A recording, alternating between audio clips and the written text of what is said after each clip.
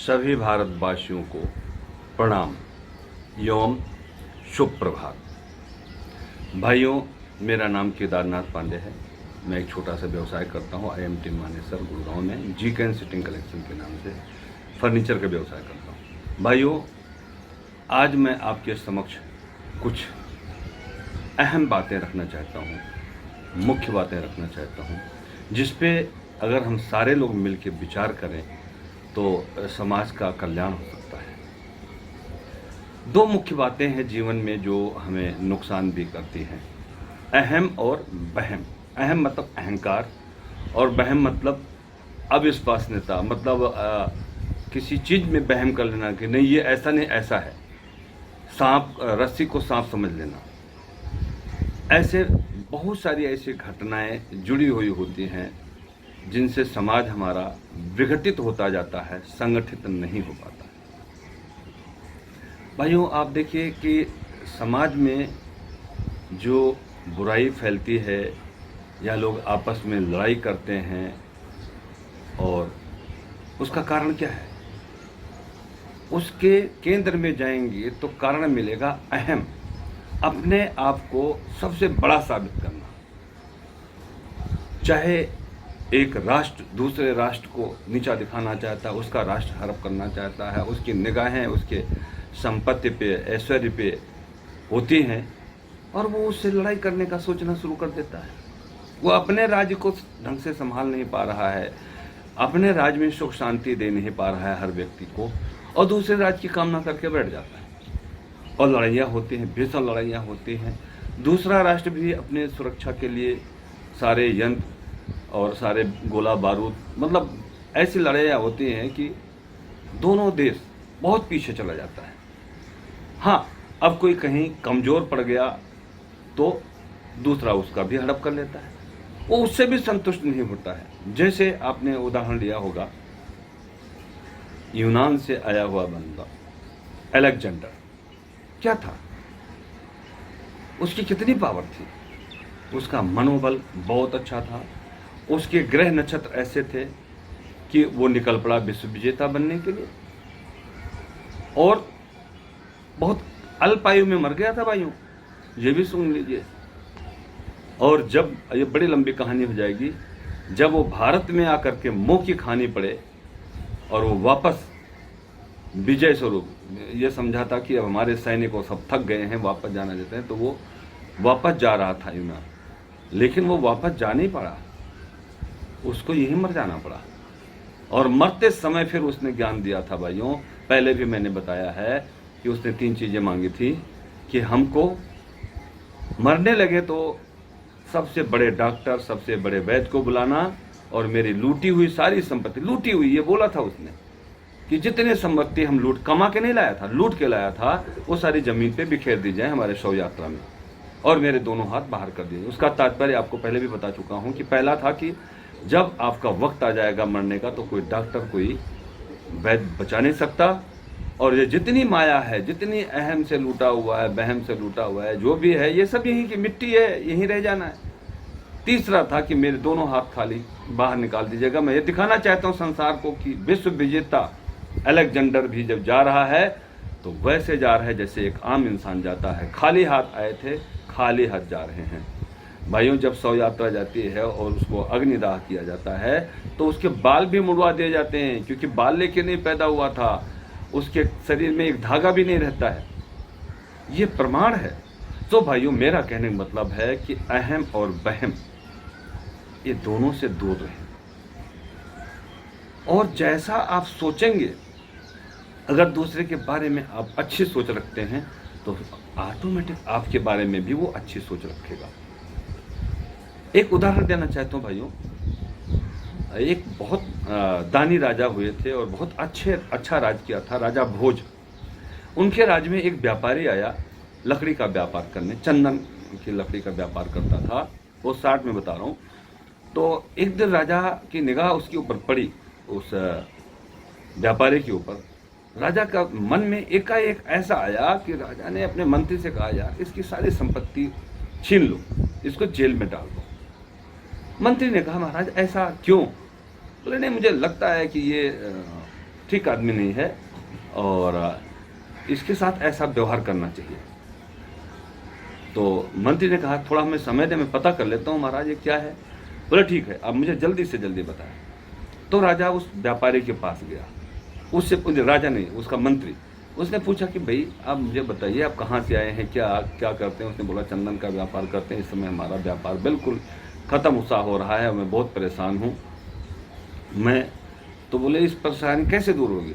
बोला एक कारण, एक चीज़ से दूर हो सकती थी, अगर भगवान करे राजा मर जाए, राजा भोज मर जाए, तो इनकी दाह संस्कार में हमारे चंदन की लकड़ियाँ खरीदी जा सकेंगी और हमारा व्यापार चल पड़ेगा, मेरा रुका हुआ पैसा मिल जाएगा मुझे। क्या क्या उसका सोच था कि राजा मर जाए और मेरी लकड़ी बिक जाए। फिर बुद्धिमान था मंत्री, उसने बोला अच्छा ऐसा करो, तुम 1-2 कुंटल लकड़ी आप जो है राज दरबार में खाना बनाने के लिए भेज दिया करो, इससे भी थोड़ा कल्याण होगा। वो ये ऐसा करने लगा, राजा के दरबार में वो भेज दिया करता था, दरबार में नहीं मतलब जहाँ खाना बनता था भंडार में, और खाना बनने लगा और उसकी लकड़ी बिकने लगी। थोड़े दिन में उसका भाव चेंज हो गया व्यापारी का। वो कहने लगा हे भगवान राजा को लंबी उम्र दीजिए जिससे मेरी लकड़ियाँ ऐसे उनके भंडार में जाती रहें।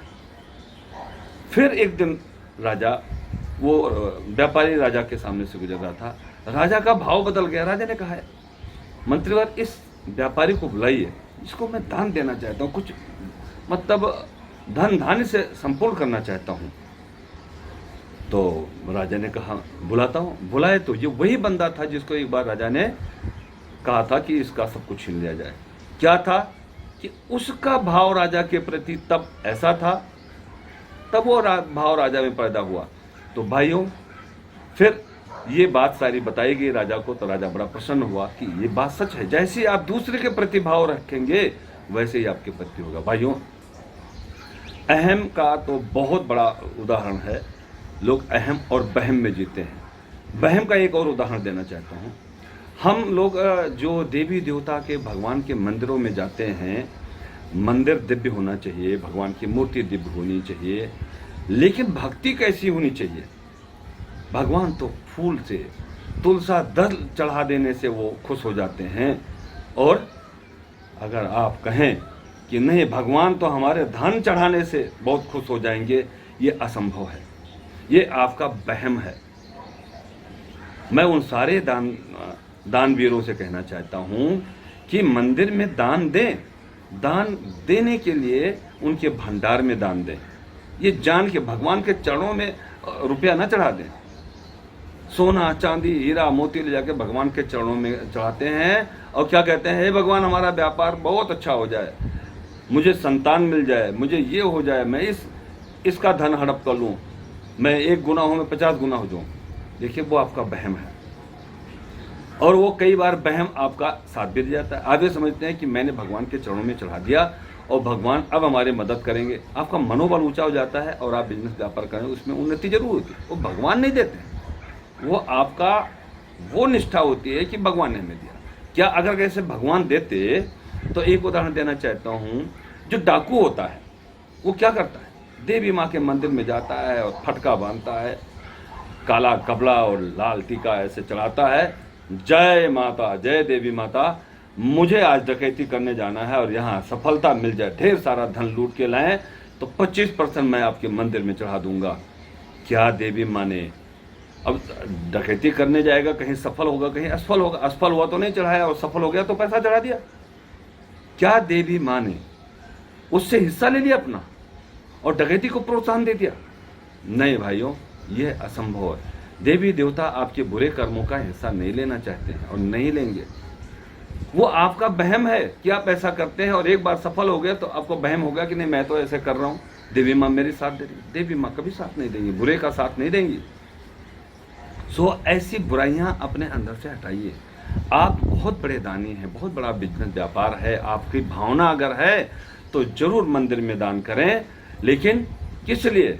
कोई हॉस्पिटल बनवा दिए अगर इतने बड़े दानदाता हैं, या कोई ऐसा यंत्र जो प्राइवेट गवर्नमेंट हॉस्पिटल में नहीं है, छोटे छोटे हॉस्पिटल उसमें बहुत सारे बीमार आते हैं, लेकिन उनके परीक्षण के लिए बहुत सारे यंत्र नहीं होते हैं, एक्सरे मशीन नहीं होती है, ब्लड टेस्टिंग मशीन, बहुत सारे ऐसे चीज़ें, उसका दान कर दें, दानवीरों में नाम होगा आपका। लेकिन सोने का मुकुट चढ़ा दें, डायमंड का भगवान के मत्थे पे डायमंड मढ़वा दें, क्या भगवान खुश हो जाएंगे? भाइयों बुरा मत मानिएगा, मैं एक चीज़ कहना चाहता हूँ, साईं राम का नाम सुना होगा आपने, भगवान के रूप में उनकी भी पूजा होती है, जबकि वो भी उपासक किसके थे? भगवान श्री कृष्ण के, भगवान श्री राम के, हनुमान जी के, और राम जी का फोटो उनके मुख्य वस्तुओं में वहाँ संरक्षित रखा हुआ है, हमने देखा है। लेकिन वो क्या करते थे? एक घर या दो घर जाते थे भिक्षा मांगने, एक जो उनका खाना मिल जाता था तो दूसरे घर नहीं जाते थे कि नहीं कल के लिए भी इकट्ठा करूंगा। और लोक कल्याण के लिए सबको अच्छा सिखाते थे, सबके पापों को, वो ऐसा बताया जाता है कि सबके पापों को ला करके स्वयं खा करके और कष्ट झेल लेते थे और लोगों का कल्याण करते थे। ऐसे जो गरीबी में जी रहे थे, जो सबका कल्याण करते थे, धन इकट्ठा नहीं किया कभी, आप उनको धन चढ़ा रहे हैं, आप उनकी सर पे माथे पे डायमंड ठुकवा रहे हैं, सोने का मुकुट, सोने का शरीर कर देंगे। अरे क्या कर रहे हो? दिव्य मूर्ति है, वो दिव्यता का जो आप आसपास में दिव्यता का वातावरण किया, रोड अच्छी बना दीजिए, दुकानें लोगों की अच्छी बना दें, आवास लोगों का जो यात्री आते हैं उनके लिए अच्छा बना दें, होटल अच्छा बनवा दें, जो भी है ऐसे साधन करें कि लोग वहाँ आसानी से पहुँचें, उनके दर्शन करें, और भावना, आप उनकी भावनाओं को समझ के कार्य करें। ऐसा नहीं कि आप लूट रहे हैं, दुनिया भर का पैसा इधर उधर से गलत करके कमा रहे हैं और उठा करके भगवान के वहाँ ले गए, दे दिए कि हमारा अच्छा में होगा। ये नहीं होता, ये आपका वहम है। सो वहम में नहीं, और अहंकार में मत जिए।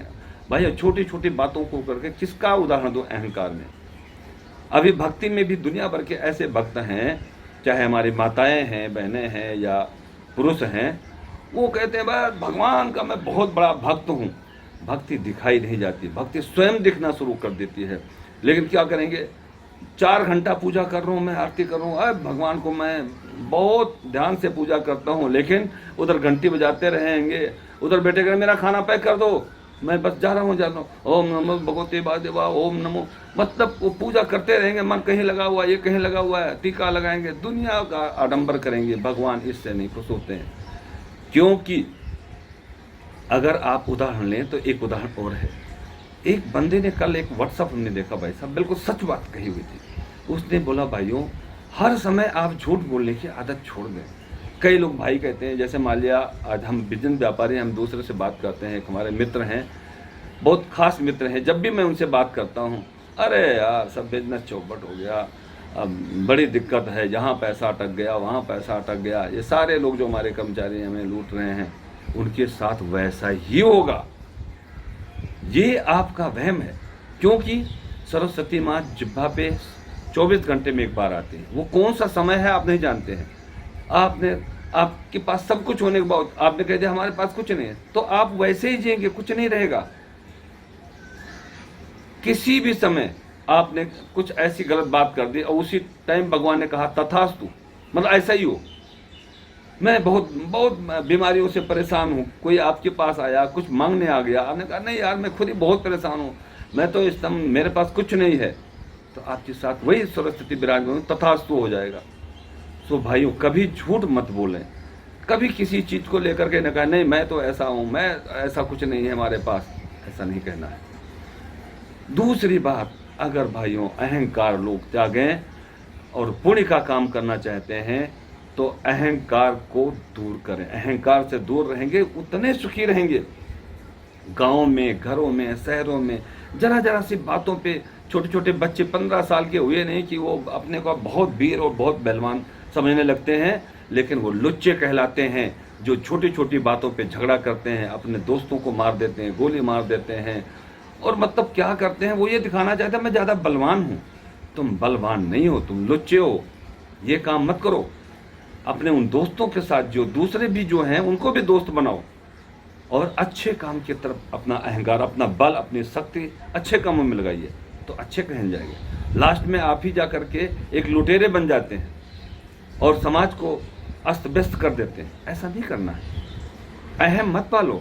अहम और बहम बहुत सारे लोग भाई, अरे वो हमारे बिजनेस को ऐसा नुकसान पहुंचा रहा है, वो यहाँ बड़े गांव में देखेंगे तो कहेंगे वो मुझे गाड़ाबंदी किया होता, मुझे मारने जा रहा था। ऐसा कभी होता भी है। अगर आप बुरा करेंगे तो वो भी बुरा आपका सोचेगा, लेकिन अच्छा सोचेंगे तो वो भी अच्छा सोचने में मजबूर हो जाएगा। भाइयों, छोटी छोटी बातों को लेकर गांव में इतने झगड़े होते हैं। 1 फुट जमीन के लिए भाला बंदूक उठाकर मर्डर कर देते हैं, जेल में जाते हैं।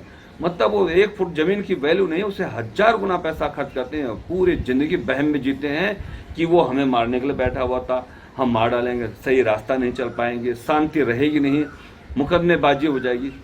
भाइयों, मैं प्रार्थना करता हूँ जरा सा अपने आप को सोचो कि बहम और अहम छोड़ो। अब बहम क्या है, अहम क्या है, आप अच्छी तरह से जान जाएंगे अगर आप इस पे ध्यान देंगे। और भगवान का भजन, भगवान आपके भाव के भूखे होते हैं। आप यकीन नहीं करेंगे, आपके शरीर के अंदर ये आंखें जो है ना, इन्हीं आंखों से आप अपने माँ को प्यार देते हैं। माँ को इसी आंखों से प्यार के रूप में देखेंगे, इसी आंखों से अपने बच्चे को देखेंगे। उनको बच्चे को देखने का भाव अलग होगा, माँ को इसी आंखों से देखने का भाव अलग होगा, बीबी को देखने का भाव, बेटी को देखने का भाव। आँख सारी महिलाएं हैं, सभी माँ, बहन, बेटी, भाभी सभी हैं, सबके अलग अलग भाव होंगे। और जो दुराचारी हो उनको देखने के लिए आपका इसी आंखों से भाव, दुश्मन के प्रति इसी आंखों का भाव अलग होगा। ऐसे हाथों का भाव है, किसी को इंगित करना है, गुस्सा दिखाना है, समझ जाओ बहुत हो गया, ये भाव हुआ। एक प्रभु से प्रार्थना करेंगे तो ये भाव हो गया, किसी को प्रणाम करेंगे तो ये भाव हो गया। ऐसे बहुत सारी चीजें हैं जो आपके हाथों से एक अपने आप को शक्तिशाली साबित कर दें। मैं योद्धा हूं, ये क्या है ये। और जब भी आपके पास कोई भी इंसान आता है और वो आपके पास मजबूरी में आया आपसे क्षमा मांगने, लेकिन उसके मन में अगर कटुता है तो उसके लक्षण से आप उसके जाने के बाद तुरंत समझ आएंगे नहीं, ये पूरी तरह से तो साफ दिल का नहीं है इंसान, और आप उसके पीछे नजर रखना शुरू कर देंगे। ऐसे बहुत सारी चीजें होती हैं जो भाव से पता चल जाती है। तो अपना भाव भी अच्छा रखें, अहंकार दूर करें। अहम से सारा संसार अस्त व्यस्त और नष्ट हो जाता है। गांव में छोटी छोटी बातों पे जो लोग झगड़ा करते हैं, भाइयों हम तो ऐसा निर्णय कर चुके हैं। 2-3 ऐसी घटनाएं हमारे साथ हुई थी जो अपने जीवन में मैंने निपटारा किया है। मैं उदाहरण देना चाहता हूं, अगर वो कर दें आप तो पूरे संसार में हजारों केस खत्म हो जाएंगे। मेरी बात जहां तक पहुंचेगी, मैं अपनी बातें पहले उदाहरण स्वरूप देना चाहता हूं। मेरे पिताजी दबंग बंदे थे, कोई झगड़ा झंझट होता था तो उसका निपटारा भी करते थे और कई लोगों का साथ भी देते थे। उनके हाथों से कई बार अच्छी बातें भी होती थी, कई बुरी भी हो जाती थी। एक बार क्या हुआ, हमारे पड़ोसी थे डॉक्टर रामायण प्रसाद मिश्रा, जो हमारे बहुत प्रिय हैं। मैं उनको बचपन से मैं चाचा कहता हूँ, और उनका भी भाव मेरे प्रति वैसे भतीजे के जैसा रहता है। तो कुछ जमीन का झगड़ा था, चक्रोट का झगड़ा था, चक्रोट काट रहे थे और उस पे उन्होंने कुदार काट के थोड़ा और ज़्यादा काट दिया। पिताजी बात विवाद कर बैठे, मारपीट हो गई, मुकदमेबाजी हुई। अब वो मुकदमा चल रहा था। मैं यहाँ बिजनेस व्यापार कर रहा था। मैं उनके पास गया, श्री रामायण प्रसाद मिश्रा के पास, जो हमारे पड़ोसी थे, हमारे बड़े अच्छे संबंध थे, लेकिन उस बात को लेकर संबंध बिगड़ गए। मैं उनके घर पे गया रात को, हमारे घर वाले आशंकित हो गए, अरे दुश्मन के घर चला गया है। मैं ऐसा दुश्मन कभी माना नहीं किसी को। उनके घर चला गया, उनके पैर को हाथ लगाया, हमने कहा चाचा जो गुस्सा है मुझे मार लो, पीट लो, ये कर लो, वो कर लो, लेकिन ये जो मुकदमेबाजी है, ठीक है उनका गुस्सा आया, उनके गुस्से की क्षमा मैं मांगने आया हूँ, मुझे माफ़ कर दो, मुझे मार पीट लो और मेरे पिताजी को माफ़ कर दो, ये मुकदमा उठा लो। और अगर आप नहीं भी उठाएंगे मुकदमा तो देखिए मेरे पिता हैं, मैं उनको जेल नहीं जाने दूंगा। हमने लोगों से बात कर लिया, 50,000 लगेगा और इस झगड़े को मैं ख़त्म कर ले जाऊंगा। हम अच्छे वकील रखेंगे और इसका रास्ता निकल आया। वकील ने कहा है कि हम इतने पैसे में हम इसको निपटा देंगे, लेकिन मैं चाहता हूं मैं वकील को क्यों ये पैसा दूं। मेरे चाचा को तुरंत समझ में आया, उन्होंने कहा बेटा बात सही कहते हो, ठीक है हम झगड़ा ख़त्म कर लेते हैं, जब तुम माफ़ी मांग रहे हो तो तुम हमारे बहुत प्रिय हो। और उन्होंने मुझे माफ़ किया और उस झगड़े को उन्होंने कहा ठीक है, अगर आप 50,000 वहाँ देना चाहते हो तो मुझे चोट लगी थी, मेरे दवाई बारी में खर्च हुआ, आप 50,000 मुझे दे दो। मैंने 1 मिनट में 50,000 रुपया उनके खाते में जमा कर दिया और हमारा वो झगड़ा खत्म हो गया। हम दोनों खाना पानी खाने लग गए, पड़ोसी थे, मित्रता हो गई। आज भी मैं उनके चरणों में नमन करता हूँ और मुझे वो मेरे घर पे आते हैं, हमारे यहाँ खाना खाते हैं। उनकी क्या हुआ, एक इतना लंबा झगड़ा चलना था, खत्म हो गया, जेल जाना था। दूसरा झगड़ा हमारे मामा स्त्री थे, मेरे माता जी के भाई के लड़के, उनको हम मामा ही मानते हैं, मेरे सगे मामा नहीं थे। वो दोनों भाई जमीन को लेकर के बरसों तक 10 साल से झगड़ा कर रहे थे। एक बोगी में दोनों चढ़ते नहीं थे, कचहरी जब जाते थे। मैंने उन दोनों लोगों को बुलवाया, मामा को, और तब मैं बिजनेस व्यापार करता था, मैं कुछ पैसा भी ले गया था और उनको बुलाया। हमने कहा मामा बताइए आप दोनों लोगों का क्या झगड़ा है।